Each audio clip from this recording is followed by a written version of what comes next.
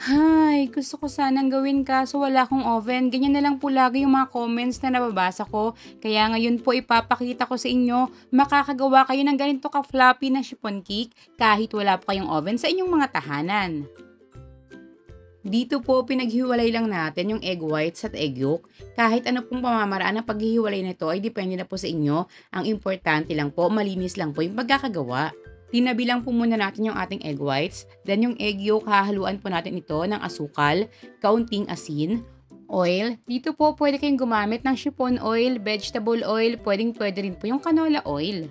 At dito po ang gamit ko ay orange juice or yung royal. Pero if ever lang po talaga na hindi ito available sa inyo, pwede naman pong tubig na lang. Yun nga lang, may dagdag na linamnam po talaga itong ating orange juice sa atin pong gagawing cake. Imimix lang po natin itong mabuti hanggang sa tuluyan pong mag-melt yung asukal bago po natin sasalain at ilalagay po yung ating mga dry ingredients. Cake flour po yung gamit kong harina dito, pero if ever po uli na hindi available, pwede naman pong all-purpose flour. Para maiwasan nyo po yung pagka-overmix, ganito na lang po yung gawin ninyo. After nyo pong mailagay yung harina, haluin nyo po muna mabuti hanggang sa wala na pong buo-buo bago po kayo maglalagay ng pampaalsa or bago po natin ilalagay yung ating baking powder. Sa ganitong pamamaraan rin po, maiiwasan po natin makapag-create ng maraming bubbles sa atin pong mixture. At habang wala pa rin po yung ating baking powder, pwede pa rin po natin itong haluin ng mas mabilis.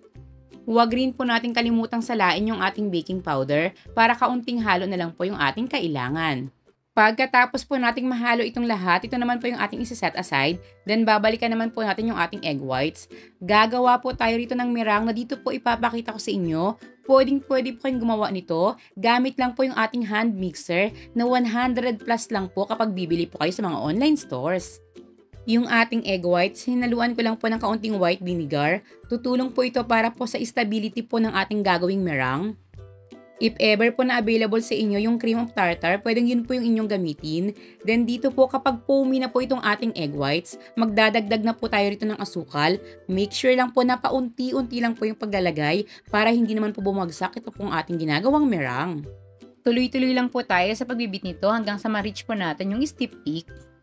Kung hanggang ngayon nanonood ka pa nitong ating video, malamang nagugustuhan mo ito, pwede ko po bang malaman yung lugar ninyo kung saan po kayo nanonood nito para naman po malaman ng inyong mommy loves kung hanggang saan umaabot itong ating chiffon cake recipe.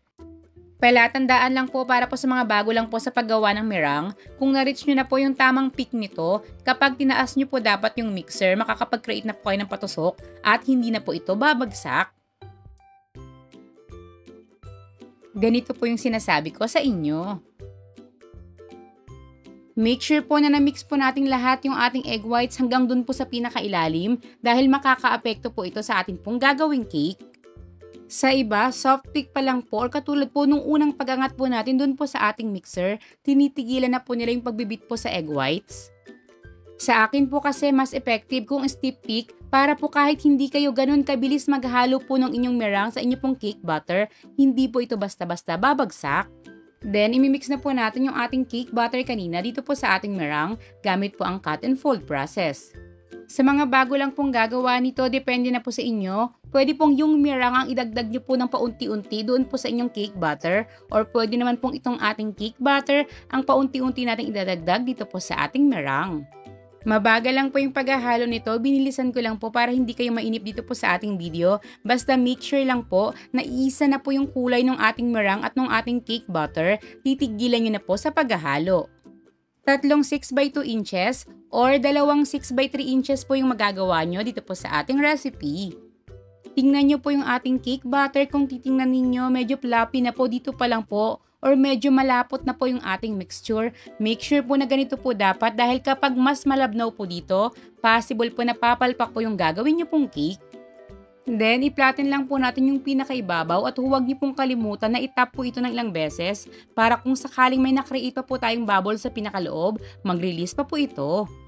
Sa puntong ito, dapat po kulong-kulo na po yung tubig sa inyong steamer kung steamer po yung gagamitin nyo. Kung oven naman po, preheated na po ito ng 160 degrees Celsius. Ibibake po ng 35 minutes, taas at baba po yung init. At sa mga walang oven, heto na nga po yung sagot. Pwedeng-pwede po sa ating mga steamer. Dapat po kulong-kulo na po yung tubig, then isasalang po natin ito over medium-low heat ng 50 minutes.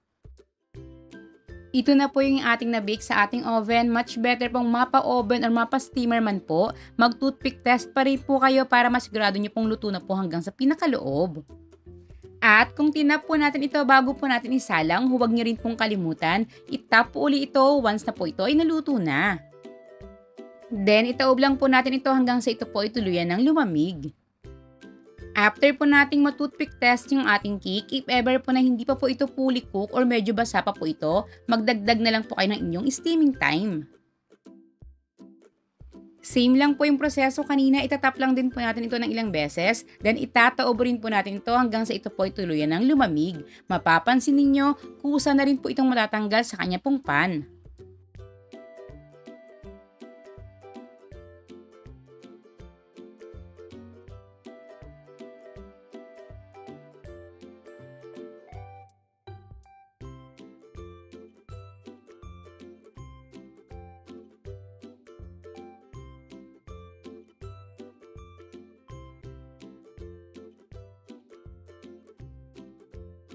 Ito na ngayon yung pinaka-resulta ng ating ginawang cake. Ito po yung niluto sa oven. Mapapansin nyo naman po na medyo nag-brown din po yung pinaka-top.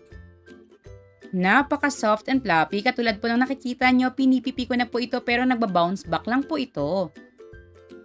Yung ating niluto naman po sa ating steamer, mapapansin ninyo na hindi po talaga magba-brown yung pinaka-top. Pero tingnan nyo po kung gaano naman po ito kalambot.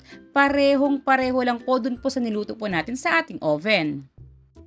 Kaya ngayon po, heto na po yung mga sagot sa inyong mga katanungan or dun po sa inyong mga worries. Kahit wala po kayong oven, makakagawa po talaga kayo ng napaka-soft and fluffy na chiffon cake.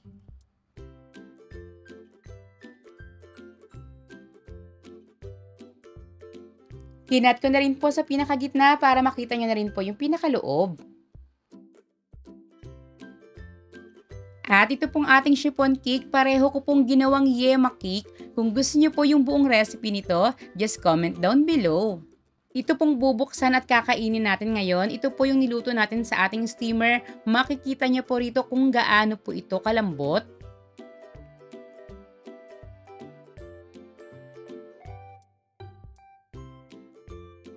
Yung yema frosting nga po pala na ginamit natin dito, may pagkakaiba po sa mga nakaraan nating video dahil mas in-enhance po natin yung ating yema, mas lasang yemang-yema na po talaga ito. Sa susunod po, ito naman po yung gagawa natin ng detalyadong video. So paano? Hanggang sa muli po nating pagluluto!